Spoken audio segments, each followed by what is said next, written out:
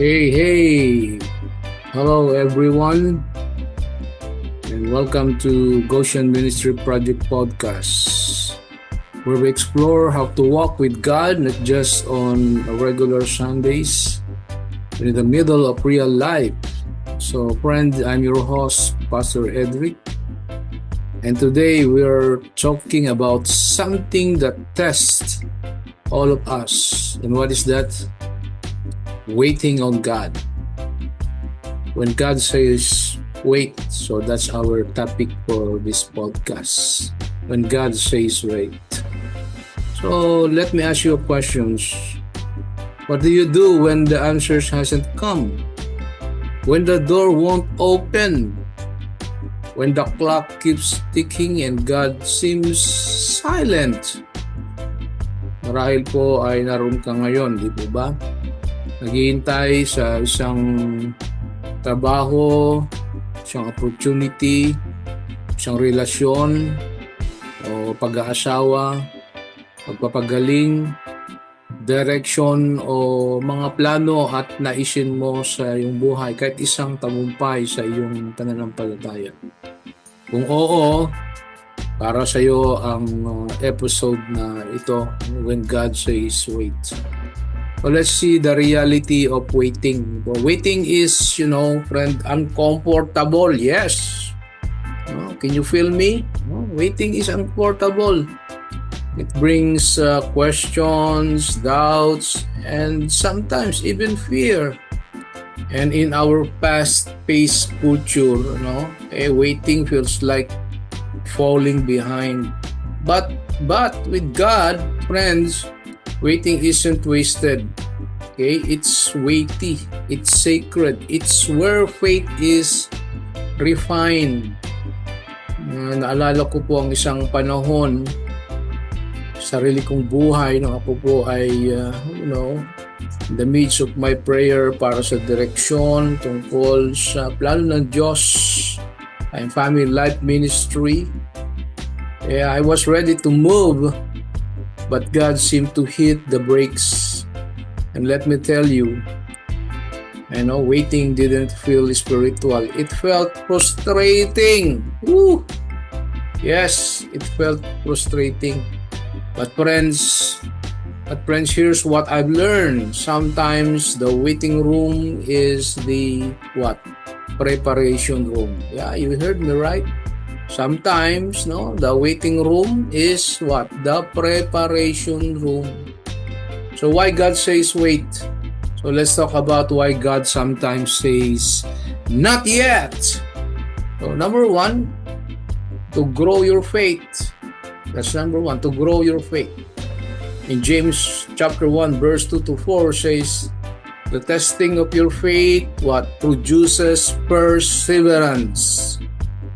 In the wait, your roots go deeper at ang iyong tiwala ay hindi na sa nakabatay kung gaano kabilis kumilos ang Diyos, kundi kung sino siya.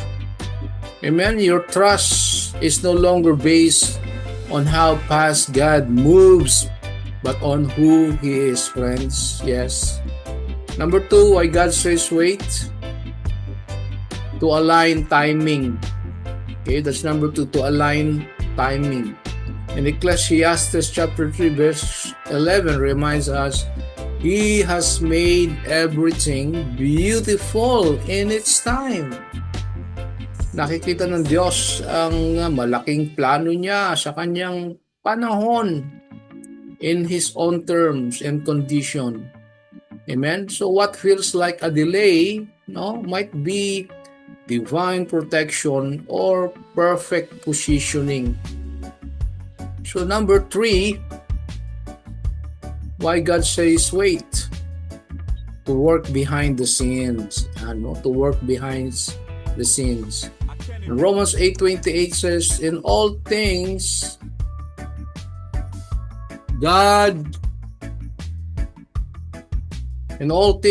works for the good for those who love Him. Amen? For those who love Him. Wow, that's a beautiful declaration.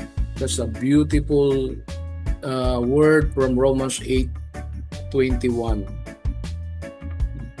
In all these things, God works for those who love Him. Kahit na parang sinasabi natin, walang nangyayari, ano ang sabi ng Panginoon? For good of those who love Him in all things. God is, ibig sabihin, God is orchestrating everything. Amen? God is orchestrating everything. Magawa siya ng mga bagay na hindi natin nakikita. May mga bagay na ginagawa ang Diyos na siya lamang ang nakakaalam. Okay, so number 4, why God says wait? To work, to refine your desires. Yes, that's not to refine your desires. And Psalms 37 verse 4 says, delight yourself in the Lord, and He will give you the desires of your heart. You know, friends, sometimes God waits for our hearts to shift what? So that what we want lines up with what He wants for us. Sabihin, minsan hinihintay ng Diyos na magbago ang ating mga puso upang ang gusto natin ay naayon sa gusto niya para sa atin. Amen? So, that's 4 things, why God says wait. Number 1, to grow your faith, to align timing, to work behind the scenes, to refine your desires.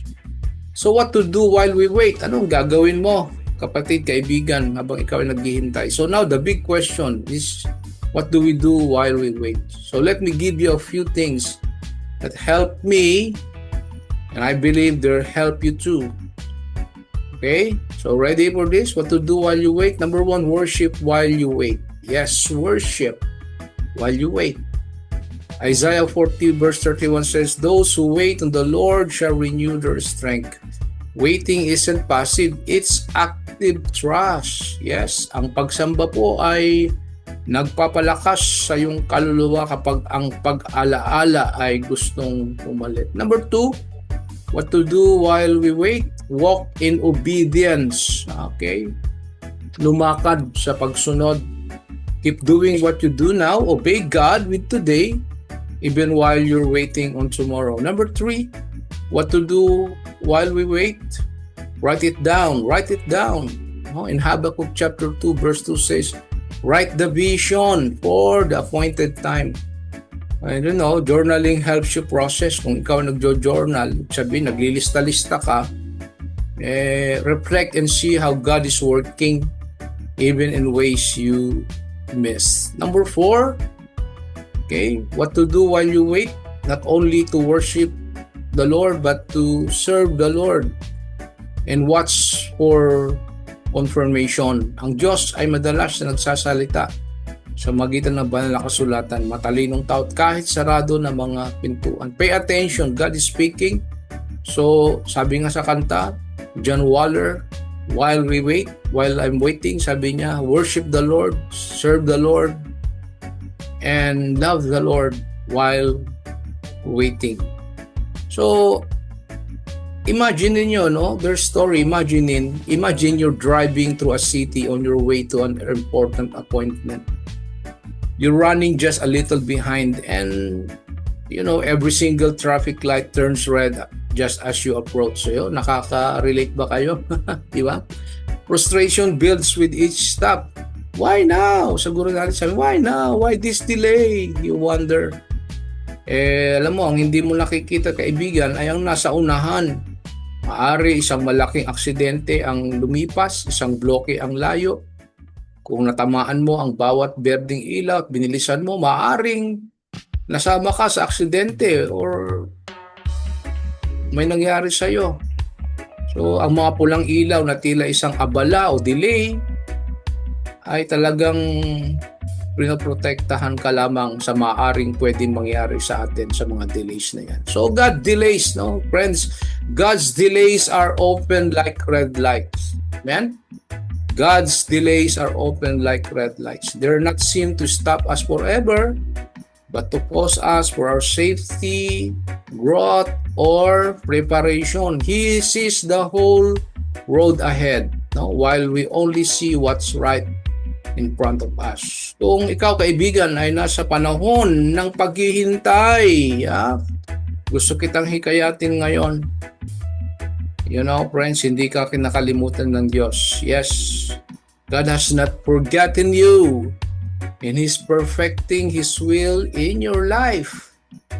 Ang paghihintay po ay hindi palaging tungkol sa kung ano ang hinihintay natin. Ito po ay tungkol sa kung sino ang ating pinagkakatiwalaan. When God says wait, friends, He's not ignoring us. He's guiding us and sometimes protecting us from what we can't see yet. So some of God's greatest work is done in the delays, in the dark, behind the scenes while we wait. So here's my reflecting questions for all of us. And pwede nyo pong sagutin on the comment section, these 3 questions, okay? What are you currently waiting on? Are you trusting God's timing or trying to make things happen in your own? How might God be working in you while you wait for what's next? So that's my questions, reflecting questions for you. You can answer that question in the comment section. Thank you. So take 5 minutes, friends. Take 5 minutes. This is my challenge for you. Take 5 minutes this week to sit in silence before God. No distraction or requests. Just listen and ask Him, Lord, what are you teaching me in this season? So, friends, that is for today's episode of Goshen Ministry Project podcast. If this encouraged you, would you do me a favor? Share it with a friend who's in a waiting season too. And I'd love to hear from you what's something God has taught you in the time of waiting. So friend, you can connect me with my Facebook account, Pastor Edric. And don't forget to follow or subscribe so you never miss an episode of this podcast. So next time when with our podcast, we're diving into a new topic, faith over feelings. That's our next topic, faith over feelings. How to trust truth even when your emotions tell you a different story. So until then, friends, stay grounded, stay faithful, and remember, God's delays are not His denials. This is your host, Pastor Edric, signing off from Goshen Ministry Project podcast. See you next time, and God bless.